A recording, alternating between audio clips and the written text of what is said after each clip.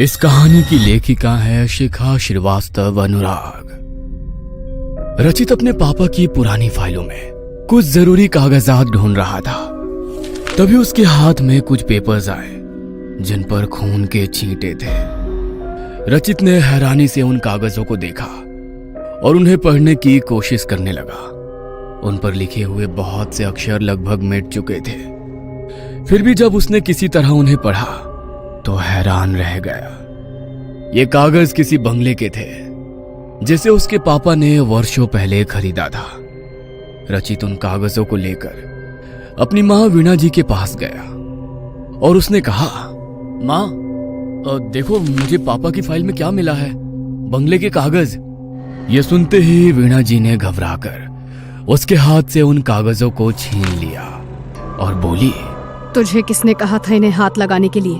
मैं आज इन्हें जला ही देती हूँ। ये क्या बोल रही हो तुम माँ? पहले तो मुझे ये समझ में नहीं आ रहा है कि जब पापा के पास ये बंगला था तब आज तक हम सब इस सड़े हुए किराए के मकान में क्यों रह रहे हैं? पापा ने आज तक कभी इस बंगले का जिक्र तक नहीं किया और तुम भी कागज जलाने की बात कर रही हो। रचित परेशान सा बोला। इन कागजों को देखते हुए वीणा जी की आंखों में आंसू आ गए थे। उन्हें पोंछकर किसी तरह स्वयं को संभालते हुए उन्होंने कहा, अब तू बड़ा हो गया है, इसीलिए आज मैं तुझे सारी बातें बताती हूँ। ये बात तब की है जब मेरी और तेरे पापा की नई नई शादी हुई थी। जहाँ पर ये बंगला है, हम उसी जंगल के पास वाले शहर में रहते थे। हमारा कारोबार भी काफी फैला हुआ था। एक दिन हम दोनों घूमते हुए जंगल की तरफ चल पड़े। वहाँ नदी के किनारे ये शानदार बंगला खड़ा था। ये बंगला इतना सुंदर था कि एक ही नजर में मुझे भा गया और मैंने इसे खरीदने की जिद ठान ली। तेरे पापा ने मेरी इस जिद को पूरा भी कर दिया और जल्दी ही ये बंगला हमारा हो गया। हम अक्सर सप्ताह के अंत में वहां रहने जाते थे। एक दिन बंगले को सजाते हुए मेरी नजर एक पेंटिंग पर पड़ी जो इसी बंगले की थी, पर वो बहुत ही पुरानी और डरावनी थी। मैंने उसे दीवार से उतारा और कूड़ेदान में फेंक दिया। ऐसा करते ही मानो बंगले में तूफान आ गया। उसकी दीवारों में दरारें पड़ गईं और वहां से खून रिसने लगा। इससे पहले कि हम कुछ समझ पाते, अलमारी से निकलकर बंगले के कागज हमारे सामने हवा में नाचने लगे और उन पर खून के छींटे पड़ने लगे। साथ ही वातावरण में एक भयानक आवाज गूंजी, अगर अपनी जान बचानी है तो अभी के अभी यहाँ से चले जाओ और वापस लौटकर कभी मत आना। हमने जैसे तैसे अपने आप को संभाला और वहां से बाहर निकल गए, लेकिन पता नहीं मुझे क्या सूझी कि मैं बंगले के कागजों को समेटकर अपने साथ ले आई। अब मुझे लगता है कि मैंने ये बहुत भारी भूल की थी। इस घटना का तुम्हारे पापा के दिमाग पर बहुत बुरा असर हुआ। धीरे धीरे हमारा व्यापार भी डूबता चला गया। हमारे अपनों ने हमारा साथ छोड़ दिया। तब हम सभी परिचितों और रिश्तेदारों से दूर इस शहर में रहने आ गए। तुम्हारे पापा नौकरी करने की हालत में नहीं रह गए थे, इसीलिए मैंने घर की जिम्मेदारी उठाई। बाकी तो तुम सब कुछ जानते ही हो कि तुम्हारी नौकरी लगने से पहले हमने किस तरह दिन गुजारे हैं। अपनी माँ से सारा वृतांत सुनकर रचित भी दुखी हो गया। उसने वीणा जी के हाथ से बंगले के कागजों को लेकर उन्हें वापस फाइल के हवाले किया और खामोशी से दफ्तर जाने के लिए तैयार होने लगा। आज दफ्तर में भी रचित के दिमाग में उस बंगले की ही बातें घूम रही थी और काम में उसका बिल्कुल भी मन नहीं लग पा रहा था। चूंकि थोड़ी ही देर में कंपनी के बॉस मिस्टर धर्मिक के साथ उसकी मीटिंग थी, इसलिए ना चाहते हुए भी मन मारकर उसे कॉन्फ्रेंस हॉल की तरफ जाना ही पड़ा। मीटिंग के दौरान मिस्टर धर्मिक ने नोटिस कर लिया कि रचित कुछ परेशान सा है।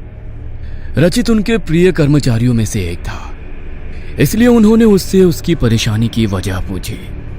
सहसा रचित को याद आया कि मिस्टर धर्मिक अक्सर काली शक्तियों के विषय में पढ़ते रहते हैं और उनके विषय में वो खोजबीन भी करते रहते हैं, इसलिए उसने उन्हें सारी बात बता दी। रचित की बात खत्म होने के बाद मिस्टर धर्मिक ने कहा, तुम्हारी बातें सुनकर ऐसा लग रहा है कि इस बंगले का रहस्य उसी पेंटिंग में छुपा हुआ है जिसे तुम्हारी माँ ने कूड़ेदान में फेंक दिया था। आज शायद वो समय आ गया है कि मैंने अपने गुरुजी से जो सीखा है मैं उसका उपयोग करूं इसलिए हम कल ही उस बंगले में चलेंगे। लेकिन अगर हम दोनों को कुछ हो गया तो? नहीं नहीं, मुझे बहुत डर लग रहा है सर। रचित घबरा कर बोला। धर्मित ने उसे समझाते हुए कहा, डरो मत, हमें कुछ नहीं होगा। मैं आज रात कुछ विशेष पूजा करके हमारी सुरक्षा का सारा इंतजाम कर लूंगा। अब तुम घर जाकर आराम करो, मैं भी आज छुट्टी लेकर अपने घर जा रहा हूँ। घर आकर जब रचित ने वीणा जी को मिस्टर धर्मित के साथ बंगले में जाने की बात बताई, तब उन्होंने उसे रोकने की बहुत कोशिश की, लेकिन रचित को मिस्टर धर्मित पर पूरा भरोसा था। अगले दिन तय समय पर मिस्टर धर्मित रचित के घर आए। वीणा जी ने उन्हें भी समझाने की बहुत कोशिश की, लेकिन मिस्टर धर्मित ने कहा, आंटी आप घबराइए मत, ईश्वर चाहेंगे तो आपका बंगला जल्द ही आपको वापस मिल जाएगा। बस आप बंगले के कागज मुझे दे दीजिए। अब वीणा जी कोई प्रतिरोध नहीं कर पाई और उन्होंने कागज लाकर मिस्टर धर्मित को सौंप दिया। मिस्टर धर्मित ने उन कागजों को संभाल कर अपने बैग में रखने के बाद रचित के गले में अभिमंत्रित किया हुआ एक लॉकेट पहना दिया। वैसा ही लॉकेट उनके गले में भी था। चाहे कुछ भी हो जाए रचित, इस लॉकेट को तुम अपने गले से मत उतारना। ये अगले 48 घंटों तक हमें बुरी शक्तियों से बचाकर रखेगा और हमें नींद भी नहीं आने देगा। मिस्टर धर्मित के कहने पर रचित ने हामी भर दी। 7 घंटों के लंबे सफर के बाद मिस्टर धर्मित और रचित की गाड़ी उस बंगले के बाहर खड़ी थी। यह बंगला पूरी तरह से उजाड़ हो चुका था। उन दोनों ने जैसे ही बंगले के अंदर जाने के लिए उसका दरवाजा खोला, वहां तेज आंधी शुरू हो गई। फिर भी वो दोनों डरे नहीं और मजबूती से एक दूसरे का हाथ थामकर बंगले में प्रवेश कर गए। बंगले के अंदर घोप अंधेरा था, लेकिन मिस्टर धर्मित पूरी तैयारी के साथ वहां आए थे। उन्होंने तुरंत अपने बैग से बड़ी बड़ी मोमबत्तियां निकालकर जला दी। इन मोमबत्तियों से एक खास किस्म की खुशबू आ रही थी। अभी वो दोनों आगे कुछ सोचते कि तभी बंगले में से किसी के हंसने की आवाज आने लगी। इस हंसी के थमते ही वहां एक दूसरी आवाज गूंजी। तुम दोनों को क्या लगता है इन मोमबत्तियों की मदद से तुम हमें यहाँ से निकाल दोगे? यह असंभव है, असंभव। इसलिए उन्हें बुझा दो और यहाँ से चले जाओ। यह सुनकर रचित और मिस्टर धर्मित थोड़ा सा घबरा गए। रचित कुछ कहना चाहता था, लेकिन मिस्टर धर्मित ने उसे चुप रहकर पेंटिंग ढूंढने का इशारा किया। वो दोनों अपने हाथ में मोमबत्ती लेकर अपने काम में जुट गए। लॉकेट और मोमबत्तियों के कारण बंगले में मौजूद काली शक्तियां इनके पास नहीं आ पा रही थी, लेकिन वो उन्हें डराने की भरपूर कोशिश कर रही थी। अंदर अंदर थोड़ा डरने के बावजूद वो दोनों बिना रुके अपने काम में लगे हुए थे। समय बीतता जा रहा था, लेकिन उनकी तलाश खत्म ही नहीं हो रही थी। 24 घंटे गुजर चुके थे। उनके लॉकेट की शक्ति खत्म होने में भी बस 24 घंटे ही शेष थे।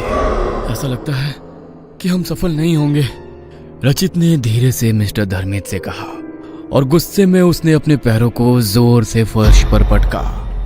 ऐसा करते ही उसका पैर फर्श को तोड़ता हुआ थोड़ा अंदर चला गया। यह देखकर मिस्टर धर्मित फर्श के गड्ढे में रचित के फंसे हुए पैर को बाहर निकालने के लिए थोड़ा झुके तो उनकी नजर फर्श के अंदर दबी हुई पेंटिंग पर पड़ी। रचित और मिस्टर धर्मित ने मिलकर किसी तरह वहां से वो पेंटिंग निकाल तो ली, पर इसके बाद वो दोनों बहुत ज्यादा थक गए थे, इसलिए वो थोड़ी देर वहीं पर बैठ गए। मिस्टर धर्मित ने अब ध्यान से इस पेंटिंग को देखना शुरू किया तो उन्होंने पाया कि इस पेंटिंग में एक खास तांत्रिक कोड में इस बंगले का राज लिखा हुआ था। उन्होंने अपनी आंखें बंद करके अपने गुरु को प्रणाम किया, जिनसे उन्होंने तंत्र विद्या सीखी थी। इसके बाद उन्होंने इस कोड को तोड़ना शुरू किया। धीरे धीरे बंगले के सारे राज उनके सामने स्पष्ट हो गए। किसी जमाने में इस बंगले की जगह कुछ तांत्रिकों का आश्रम था। वो अपनी काली सिद्धियों के जरिए सारे संसार को अपना गुलाम बनाकर उन पर अपनी हुकूमत चलाना चाहते थे। जब इस गांव के मुखिया को इस विषय में पता चला, तब उसने अपने गुरु से सलाह मशवरा करके उन तांत्रिकों को उनके आश्रम के साथ ही जला दिया। इसके बाद उनके गुरु ने वहां मौजूद राख से यह तस्वीर बनाकर इसमें उनकी कहानी छुपा दी और उसके फ्रेम को मंत्र से बांधकर उन तांत्रिकों की बुरी शक्तियों को उन्होंने इसमें कैद कर दिया। साथ ही उन्होंने मुखिया जी को आदेश देकर आश्रम की जगह ठीक इसी तस्वीर की तरह दिखने वाला बंगला यहां बनवा दिया। आश्चर्य से मुंह खोले सारी कहानी सुन रहे रचित से मिस्टर धर्मित ने आगे कहा, तुम्हारी माँ के द्वारा पेंटिंग उतारकर फेंकने से इसका फ्रेम टूट गया और इसमें कैद काली शक्तियां बाहर आ गई, तो अब क्या करें? रचित ने संशय से पूछा। मिस्टर धर्मित ने ध्यान से पेंटिंग के फ्रेम को देखते हुए कहा, हमें ये फ्रेम दोबारा बनाना होगा, लेकिन इसके लिए उसी पेड़ की लकड़ी चाहिए जिससे ये पहले बना था। ये पेड़ इसी जंगल में है, लेकिन कहाँ ये मुझे नहीं पता। तुम जल्दी जाओ और उसे जाकर ढूंढने की कोशिश करो, तब तक मैं पूजा की तैयारी करता हूँ। और सुनो, संभल कर जाना, वो काली शक्तियाँ तुम्हें डराने की कोशिश करेगी, लेकिन अभी हमारे लॉकेट में 18 घंटे की शक्ति बची हुई है, इसलिए घबराना मत। मिस्टर धर्मित की बात सुनकर रचित जब पेड़ ढूंढने के लिए निकला तब बुरी शक्तियां भी उसे रोकने के लिए उसके पीछे चल पड़ी। कभी वो रचित के आगे गहरे गड्ढे का भ्रम पैदा करती, तो कभी उस पर हड्डियों और खून की बारिश करती, और कभी डरावनी आवाज में उसे यहां से वापस जाने के लिए धमकाती। लेकिन रचित मिस्टर धर्मित की बातों को याद करते हुए चुपचाप आगे बढ़ता रहा। उसने लगभग पूरा जंगल छान लिया, लेकिन उसे वो पेड़ नहीं मिल पा रहा था। 6 घंटे गुजर चुके थे और अब रचित पर निराशा हावी होने लगी थी। उसने मन ही मन अपने ईश्वर को याद किया और उनसे मदद की गुहार लगाते हुए फिर से आगे बढ़ने लगा। अचानक ही उसकी नजर एक छोटे से मंदिर की तरफ गई जो पेड़ों की झुरमुट में छिपा हुआ था। मदद की आशा से रचित उस तरफ बढ़ गया। जैसे ही उसने मंदिर में कदम रखा, एक आवाज आई, आओ, मैं कब से तुम्हारी ही राह देख रहा था। रचित हैरानी से आवाज की दिशा में बढ़ा तो उसने देखा वहां एक बेहद वृद्ध साधु समाधि में लीन थे। रचित ने जब उन्हें प्रणाम किया तब साधु बाबा ने अपनी आंखें खोली और उसे आशीर्वाद देते हुए बोले, हम कब से इसी दिन की प्रतीक्षा कर रहे थे जब तुम यहां आओगे। आओ, मेरे साथ चलो। रचित मंत्र मुग्ध सा उनके साथ चल दिया। उन्होंने रचित को एक पेड़ की तरफ इशारा किया और अपने थैले में से निकालकर एक कुल्हाड़ी भी उन्होंने उसे दे दी। रचित ने जैसे ही पेड़ से लकड़ी काटी, वो पेड़ वहां से ऐसे गायब हो गया जैसे कभी उसका अस्तित्व ही नहीं था। साधु बाबा ने अब रचित को एक मंत्र देते हुए कहा, इस मंत्र का जाप करो, यह तुम्हें तुरंत ही बंगले में पहुंचा देगा। जाओ, जल्दी जाओ, समय बहुत कम है। रचित ने एक बार फिर उन्हें प्रणाम किया और आंखें बंद करके वो तेजी से उनके दिए हुए मंत्र का जाप करने लगा, जिसकी सहायता से वो पलक झपकते ही बंगले में पहुंच गया। मिस्टर धर्मित ने अब रचित के हाथ से लकड़ी लेकर फ्रेम बनाना शुरू किया। जैसे जैसे फ्रेम बनता जा रहा था, बंगले में मौजूद बुरी शक्तियों के चीखने चिल्लाने की आवाजें भी बढ़ती जा रही थी। वो बंगले में मौजूद सामानों को रचित और मिस्टर धर्मित के ऊपर फेंककर अभी भी किसी तरह उन्हें रोकने की कोशिश कर रही थी, लेकिन मिस्टर धर्मित बिना रुके अपने काम में लगे हुए थे। लॉकेट की शक्ति खत्म होने में अब बस आधा घंटा शेष रह गया था। आखिरकार फ्रेम बन गया और मिस्टर धर्मित ने पेंटिंग को उसके पुराने टूटे हुए फ्रेम से निकालकर नए फ्रेम में डाला और फिर उसे अपने बनाए हुए पूजा स्थल पर रखकर उन्होंने वेदी में अग्नि प्रज्वलित कर दी और एक मंत्र पढ़ने लगे। जैसे जैसे मंत्र के साथ अग्नि में आहुति पड़ती गई, एक एक करके काले धुएं के रूप में सारी बुरी शक्तियां पेंटिंग में वापस कैद हो गई। अगले कुछ ही पलों में वहां शांति छा गई। यह देखकर रचित प्रसन्न हो गया और उसने खुशी से आवेग में मिस्टर धर्मित को गले लगा लिया। तभी उसे स्वयं से अलग करते हुए मिस्टर धर्मित ने कहा, अभी एक विशेष काम बाकी है, इसलिए अपनी खुशी बचा कर रखो। अब क्या बचा है सर? तुम्हारी बलि।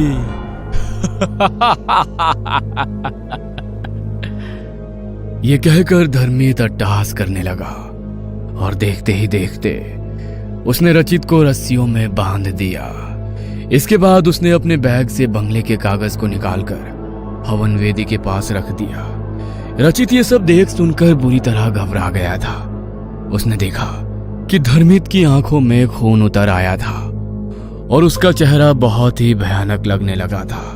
रचित को कुछ भी समझ में नहीं आ रहा था कि अब वो करे तो क्या करे। तभी धर्मित ने कहा, चलो, तुम्हारी बलि देने से पहले मैं तुम्हारी जिज्ञासा दूर कर देता हूं। मैं इन तांत्रिकों का मुखिया था जो इस जगह पर बने हुए आश्रम में जलकर मर गए। यह सब मुझसे नफरत करते थे और मेरी सिद्धियां छीनना चाहते थे। इसलिए मैंने अपनी सिद्धियों को यहीं जमीन में छुपा दिया था। जिस दिन यहां आग लगाई गई उस दिन मैं यहां से बाहर गया हुआ था, इसलिए संयोग से मैं बच गया। जब इस जगह से जुड़ा विवादित मामला ठंडा पड़ गया तब मैं यहां छुपाई गई अपनी सिद्धियों को वापस लेने आया। लेकिन तब मुझे पता चला कि इस जगह को पवित्र मंत्रों की शक्ति से बांध दिया गया था। अब मैं चाह कर भी कुछ नहीं कर सकता था, इसलिए चुपचाप मैं सही समय की प्रतीक्षा करता रहा। फिर एक दिन तुम्हारे माँ पापा यहाँ आए और तुम्हारी माँ ने पेंटिंग के फ्रेम को तोड़कर मंत्रों की शक्ति को खत्म कर दिया। लेकिन तब भी मैं इस जगह पर मौजूद अपनी शक्तियों को वापस नहीं पा सका, क्योंकि वो खून के छींटों के रूप में बंगले के कागज के साथ जा चुके थे। अब मैंने अपने गुरु की शरण ली। तब उन्होंने अपनी शक्ति से मुझे तुम्हारे विषय में बताया। अपने गुरु के आशीर्वाद से मैं कोई भी रूप ले सकता हूँ, इसलिए दुनिया से छुपने के लिए मैंने ये रूप लिया और तुम इंसानों के बीच रहकर तुम्हारी तरह काम करते हुए मैं तुम्हारे बड़े होने की राह देखने लगा। जैसे ही तुम्हारे कॉलेज में प्लेसमेंट शुरू हुआ मैं वहां पहुंच गया और मैंने तुम्हें अपने दफ्तर में नौकरी देकर तुमसे नजदीकियां बढ़ानी शुरू कर दी। इससे पहले कि मैं सही अवसर देखकर तुमसे इस बंगले के विषय में पूछता, तुमने खुद ही मुझे उसके बारे में बताकर मेरा काम आसान कर दिया। अब इन सभी मृत तांत्रिकों की शक्ति भी मेरे वश में आ चुकी है, जो कभी मुझसे मेरी शक्तियां छीनना चाहते थे। बस एक इंसान अर्थात तुम्हारी बलि देते ही मैं इस असीम शक्तियों का स्वामी बन जाऊंगा और ये सारी दुनिया मेरी मुट्ठी में कैद होगी। आप ऐसा नहीं कर सकते। अगर मैं वापस अपने घर नहीं पहुंचा तो मेरी मां पुलिस में जाएगी और तब आप पकड़े जाएंगे। रचित ने हिम्मत जुटाकर कहा। प्रत्युत्तर में धर्मित ने हंसकर कहा, जब तक तुम्हारी माँ को तुम्हारे हश्र की खबर होगी तब तक मैं सर्वशक्तिमान बन चुका होऊंगा। रचित को अब अपनी मौत साक्षात सामने नजर आ रही थी। उसने अपनी आंखें बंद करके अपने माँ पापा और ईश्वर को याद किया। उसे पछतावा हो रहा था कि काश उसने अपनी माँ की बात मान ली होती और यहां ना आया होता, पर अब क्या हो सकता था। इसलिए वो चुपचाप अपनी नियति की प्रतीक्षा करने लगा। धर्मित ने अब वापस मंत्र पढ़ना शुरू किया। जैसे ही उसने रचित पर अभिमंत्रित राग फेंकनी चाहिए तभी आवाज आई, रुक जाओ। धर्मित के साथ साथ रचित ने भी चौंक कर अपनी नजरें उठाई तो सामने वही साधु बाबा खड़े थे जो जंगल में रचित को मिले थे। उन्होंने तत्काल अपनी शक्ति से रचित के बंधन को खोल दिया और उसी बंधन में उन्होंने धर्मित को बांध दिया। इसके पश्चात साधु बाबा ने कहा, अपने साथियों की बिखरी हुई शक्तियों को तू ही समेट सकता था, इसलिए मैं अब तक रुका हुआ था। अब जब तूने इन सबको वापस फ्रेम में कैद कर दिया है तो अब तेरे नष्ट होने की घड़ी भी आ चुकी है। आप ऐसा नहीं कर सकते, मेरे गुरु मुझे बचा लेंगे। ये कहकर धर्मित अपने गुरु को पुकारने लगा। साधु बाबा मुस्कुराए और बोले, वो पाखंडी जो कभी मेरा शिष्य और तेरा गुरु हुआ करता था अब कभी तेरे पास नहीं आएगा। देख मैंने उसका क्या हश्र किया है। साधु बाबा के हाथ घुमाते ही रचित और धर्मित के सामने किसी चलचित्र की तरह धर्मित के गुरु के जलकर मरने का दृश्य घूमने लगा। नहीं, ऐसा नहीं हो सकता, यह असंभव है। धर्मित गुस्से से चीखा। साधु बाबा ने कहा, कुछ भी असंभव नहीं है। जो इस संसार में आया है उसे एक ना एक दिन यहां से जाना ही पड़ता है। बस सबका अपना समय तय होता है। तेरे कपटी गुरु को मारने के लिए मुझे जिस शक्ति की जरूरत थी वो आज ही मेरी सिद्धि पूरी होने पर मुझे मिल गई और मैंने तत्काल इस बुराई को नष्ट कर दिया। बस अब हमेशा के लिए नष्ट होने की बारी तेरी है। उनकी बात सुनकर रचित की हिम्मत बंधी और वो फुर्ती से उठकर साधु बाबा के पास चला गया। इससे पहले कि धर्मित कुछ कर पाता, साधु बाबा ने उसकी मुट्ठी में मौजूद राख अपनी मुट्ठी में खींच ली और उसे धर्मित के ही ऊपर फेंक दिया। राख के पड़ते ही वहां से धर्मित और बंगले की पेंटिंग धुआं बनकर हवा में विलीन हो गई। बुरी शक्तियों के मिटते ही बंगला सूरज के पवित्र प्रकाश से जगमगा उठा। साधु बाबा ने रचित को आशीर्वाद देते हुए कहा, अब यह बंगला हर तरह की समस्या से मुक्त हो चुका है। तुम अपने माता पिता को यहाँ ले आओ और अपने पिता के साथ मिलकर फिर से उनका व्यवसाय शुरू करो। धर्मित का लिखा हुआ आत्महत्या पत्र कल उसके दफ्तर में पहुंच जाएगा। तुम जब तक वहां पहुंचोगे वहां मौजूद सभी लोग भूल चुके होंगे कि तुम कभी धर्मित के साथ कहीं गए थे। रचित साधु बाबा को प्रणाम करने के लिए उनके पैरों पर झुका। उसके झुकते ही साधु बाबा वहां से अंतर्ध्यान हो गए। रचित ने अपना बैग उठाया और बंगले में ताला लगाकर गाड़ी की तरफ चल दिया। यहां से वापस जाते हुए वो खुश भी था और दुखी भी था। उसे खुशी थी कि उसके पापा की मेहनत की कमाई से खरीदा हुआ यह बंगला अब भूतिया नहीं रहा था, लेकिन साथ ही उसे दुख भी था कि उसने बिना सोचे समझे धर्मित जैसे धोखेबाज पर भरोसा करके अपने साथ साथ अपने परिवार को भी मुश्किल में डाल दिया था। वापस अपने शहर पहुंचकर जब रचित ने अपने माँ पापा को धर्मित की सच्चाई बताई तब वो दोनों भी हैरान रह गए। मीणा जी ने तुरंत भगवान के आगे माथा टेका कि उन्होंने रचित को इतनी बड़ी मुसीबत से बचा लिया था। कुछ दिनों के पश्चात रचित अपने माँ पापा को लेकर पुनः उस बंगले में आया और साथ ही उसने अपने पापा का व्यवसाय भी एक बार फिर से शुरू किया। उसके पापा की मानसिक हालत भी अब सुधरने लगी थी। साधु बाबा के आशीर्वाद से एक बार फिर बुराई पर अच्छाई की जीत का प्रतीक बनकर यह बंगला अपनी रौनक से जगमगाने लगा था। ये कहानी आपको अच्छी लगी हो तो हमें सब्सक्राइब करें, हमारा इंस्टाग्राम और फेसबुक पेज जरूर फॉलो करें। और हाँ दोस्तों, सब्सक्राइब करना भूलना मत।